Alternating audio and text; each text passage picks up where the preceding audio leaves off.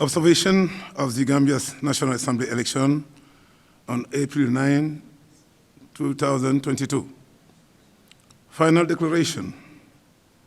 Penultimate lapse of the activities of the election situation room and the decision room. Here, appreciation to all the partners and supporters to this invaluable process in the electoral cycle 2021-2023. Background. It may be recalled that on April 9, Gambians went to the polls to elect their representatives in the 6th legislative elections under the 1997 Constitution of the Second Republic. The National Election Response Group and partners, including the Civil Society Coalition on Election, CCE, and the National Human Rights Commission, NHRC, observed the process with the aim of monitoring, analyzing, mitigating electoral violence to contribute to a peaceful and credible election.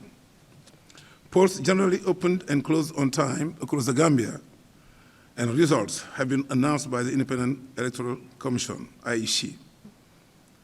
There was fair voter turnout across the country.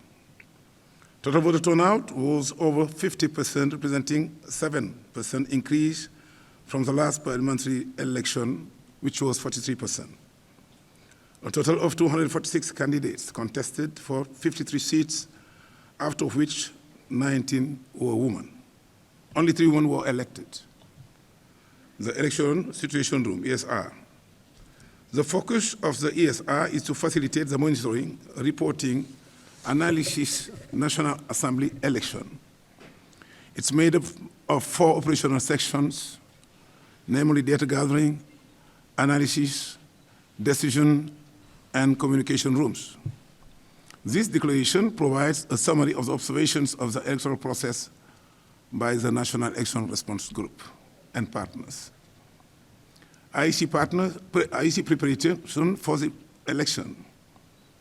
As part of its preparation for the April 9, 2021 presidential election, 962,000 people, 157 registered Gambian, comprising 545,318, being 7 females, and 416,839 males, being 43%, registered to vote in the election. 57% constitute youth between 18 and 35 years. The election was held in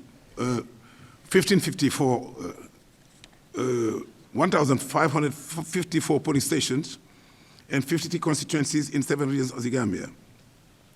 Summary of observations. Opening of polling station. 91% of polling stations observed opened on time. Most of the laid-out opening procedures were adhered to by IEC officials, such as display of empty ballot drums in front of voters and party agents. Domestic and international observers were present at most polling stations. Voter process. Overall, there was fair turnout, voter turnout compared to the 2021 presidential elections, which was 89%. Generally, the voting process went smoothly with few technical hitches of interruptions. Voters largely comported themselves peacefully and there was adequate security. However, we have observed low compliance with COVID-19 protocols. There was fair representation of women among IEC officials, party agents, and security personnel at the polling station. Priority voting was given to the elderly, pregnant and nursing mothers, security agents, people with disability, and the media, which was present. However, accessibility to some polling booths for persons with disabilities remains a challenge. Closure of polling stations. Polling stations officially closed at 5 p.m. At the closure of polls, all voters in the queue were allowed to vote. Generally, polling staff followed laid-down rules and regulations for the closure of polls. Voting was generally peaceful. All the results sheets were signed by all candidates and party agents in the stations observed. Technical and procedural incidents. Generally, There were few technical and procedural incidents reported. In Chairman, Nyanija constituency, the NRP candidate and one NRP candidate unlawfully entered the polling stations with his vehicle displaying his party emblem and color, which resulted in the temporary closure of the polling station for about 30 minutes. In the end, uniformed security personnel had to escort him out of the premises and restore calm and order. In Latikunda Sabiji, an NPP agent was reported to have attempted to influence voters in queue. At Hagan Street, the NPP bureau opposite the polling station in Banjul South was open and functional during voting, which is in violation of the Election Code of Conduct, stating that there should not be any political activity within 100 meters from a polling station. In Busumbala constituency, the holes of 2 ballot boxes were blocked by 2 large tokens, one of each drum, which was quickly resolved by the IEC. There was uniformed security personnel on election duties present at polling station observed. There were uniformed security patrols countrywide, and the police activated an election emergency hotline 117 for the public to report any election-related issue. Security personnel conducted themselves professionally. No major uniformed security incidents were reported. Traditional and online media coverage. There was unhindered media coverage of the voting process. There were incidents of fake news circulating online about the election, which were fact-checked and declared as false. There was high presence of the media and responsible coverage of the election in line with IEC protocols. Observation of COVID-19 protocols. IEC made provisions to facilitate compliance with COVID-19 safety protocols. However, there was limited compliance. Independent observation of election. There was presence of domestic and international observers at the polling stations, mainly from the CSO Coalition on Elections. Gambia participates, National Human Rights Commission, peace ambassadors, the Gambia International Observer from ECOWAS, EU, Commonwealth, EU, embassies, and high commissions. Recommendations. IEC to ensure adequate training for their staff in order to provide efficient election services. In this regard, IEC is encouraged to make use of new technology of information and communication because it's not here. IEC is encouraged to create adequate polling booths in all constituencies.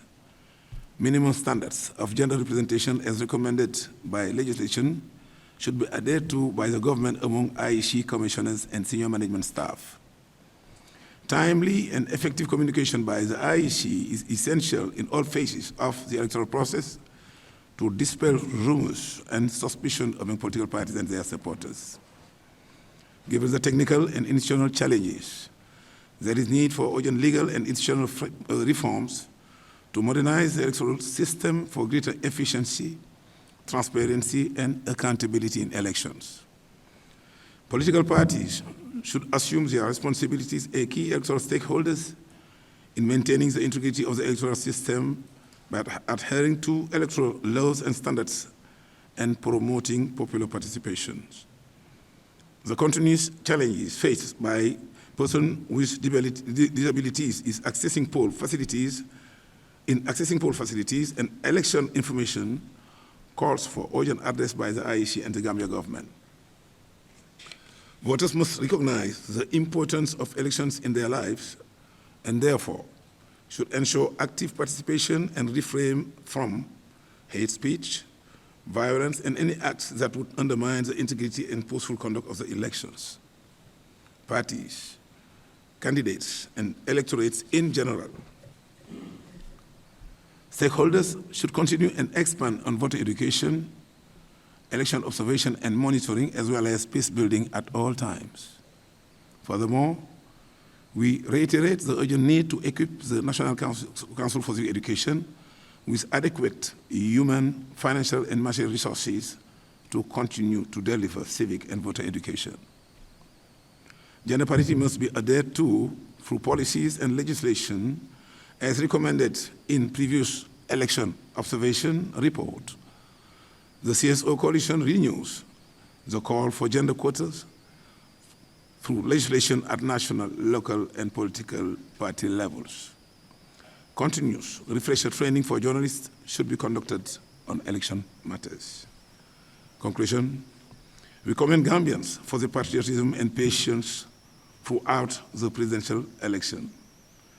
We applaud the electoral management bodies for their contribution towards the holding of a free, fair, and peaceful elections. We urge all stakeholders to utilize laid-down procedures to seek redress on any electoral grievance. The Election Situation Room will release a comprehensive report at the end of the electoral process.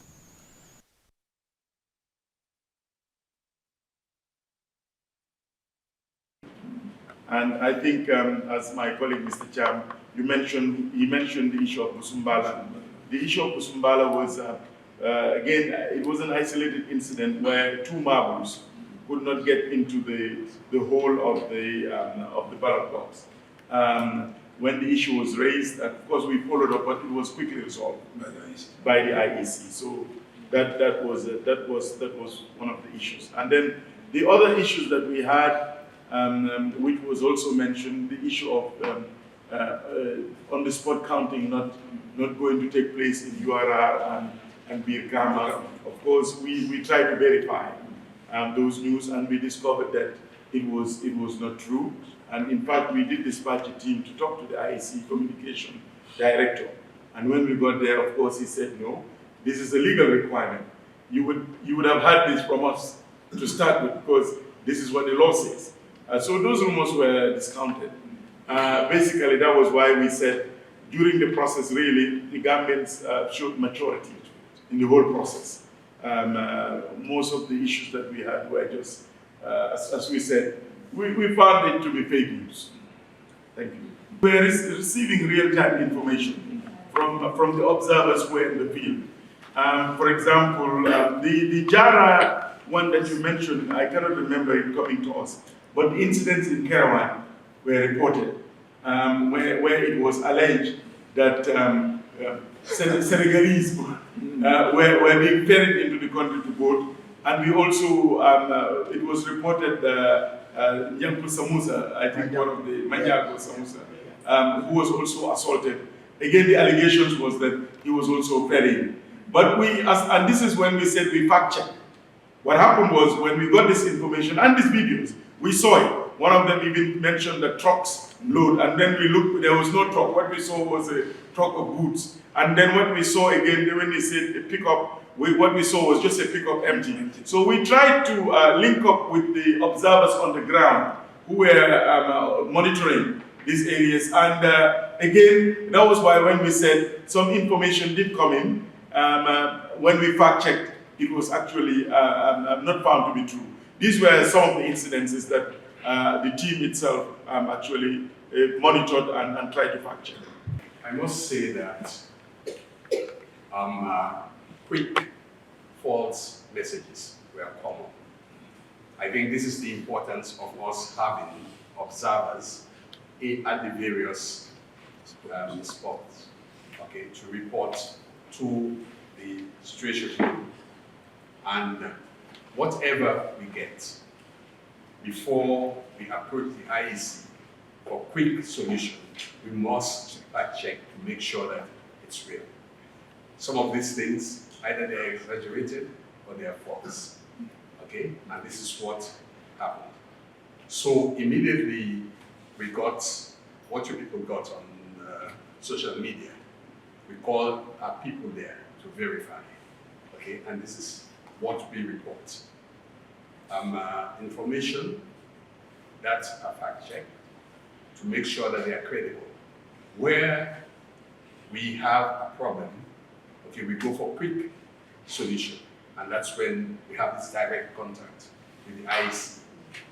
Okay, as you've been informed, when we were informed by various reporters about this on-the-spot counting, we actually went to IEC and we said, this is what is going round, and it could be dangerous. And that's where we are told that the law says on-the-spot counting, and this is what we're having, and the IEC has not and will not encourage non-on-the-spot counting. Okay, thank you. I'm sure of this IEC is doing everything possible to make sure that the mandate, which is its mandate, is really covered properly. Something that is important regarding the announcement of decisions is that certainly at this point in time, they're avoiding any kind of manipulation. That's why they can put it at real time. What we are asking IEC to do in terms of communication is to prevent the circulation of rumors. They have the exclusivity of going through the pronunciation of results. They have the exclusivity to make sure that elections are transparent, fair, and free. Okay, if they let information or fake news going on without them coming in, it might be detrimental to the entire electoral process. That's why it's important. Like, for example, remember in the presidential election, there was this recurrent issue of, Marble not being able to penetrate. We got to have a mission, an express mission, to get the information. If that information was given to the media, it would have been something else. So these are the kind of approach we want to have with them, bearing in mind that if we let fake news circulating, those who can know will know, but those who cannot know, those who cannot have access to the real information, might misbehave based on that. And at the end of the day, when we discover that it was a fake news, a lot of damage has been done. Yes. Thanks. I think I should give a footnote also to that. This election, the number of candidates was huge. Okay? We had 246 candidates. Okay? I'm not taking brief for the IEC, but we do commend them for the way they managed this thing. It's not paper ballots, it's marble. Have the drums prepared for the election. An incident that my colleague elaborated on, where you have two marble blocking the mouth of the plot. That's minimal, and the quick action was taken to resolve the problem. Okay, so it's a learning process. We skip to 246. All we can do is encourage the IEC to improve towards the next election. Okay, thank you. Okay. No, well, when your chair speaks, you should not speak. Right. But I think I subscribe to everything that was said. We should commend the IEC. Nonetheless, we've also, you see, communication is key. Yes. Especially now in the modern world that we're in, where, as I keep on saying, that all you need is an Android phone to spread whatever kind of message, whether it's good, bad, or hate speech. So IEC also will need to catch up. For example, the incident that we mentioned yesterday when we heard about the on-the-spot counting, we heard that people started nervous, thinking that will be a reason to rig the elections. When we went to the IEC, then we were interviewed by Teranga FM and other radio stations. But it's also important, moving forward, that IEC, people need to be hearing from the IEC as things go. It also helps them. So this is fundamental, but also issue of results. Yes, I think IEC needs to be very careful. And I think since 2016, they are very sensitive, especially after those two results were read. I think they are very sensitive, but I think what we also encourage them to do is at least inform people that these are the results we are bringing. We're still verifying. In the next half an hour, we'll bring you so that you can go and nap a bit and put your alarm clock and get up again. But yes, I think we're all singing from the same hymn sheet, and we're taking all these things to the IEC because it's a concern. Communication is key. And it's fundamental, if I may go right over. Okay, Okay, on behalf of the chairperson of the NEC, the CSO Commission and all members, I would want to express our appreciation and thanks, especially for the press, because you've been sitting from yesterday, you'll be waiting for hours before we come for the actual press briefing. It's appreciated. You can see the solidarity and the patriotism, the concerned citizens and wanting to have something to disseminate information to the masses out there. So we appreciate the partnership and we hope that we are all into this together and hopefully we will meet again in the future and continue the collaboration as partners. And also be part of the voter education, encouraging Gambians to change their attitude towards voting, especially for National Assembly elections. We've seen yesterday the voter turnout, especially in the morning in the Greater Parliamentary area. Everybody was worried whether we would have the required percentage as far as voter turnout is concerned. But fortunately, by the close of the day, we realized that it has come to 50+%. I think it's a responsibility of all of us, and more so you people in the media, to help us sing the song of the importance of voting, because it's a right. The moment you don't vote, I think you don't have a say. When things are going wrong, you cannot say anything because you've not contributed, you've not done your duty. So please, as I said, we are all in it together. We appreciate your effort, we appreciate your partnership, your patience, and we want to thank you very much and wish you all safe missions back to your respective media houses. And as they say it, and we will continue. Thank you very much.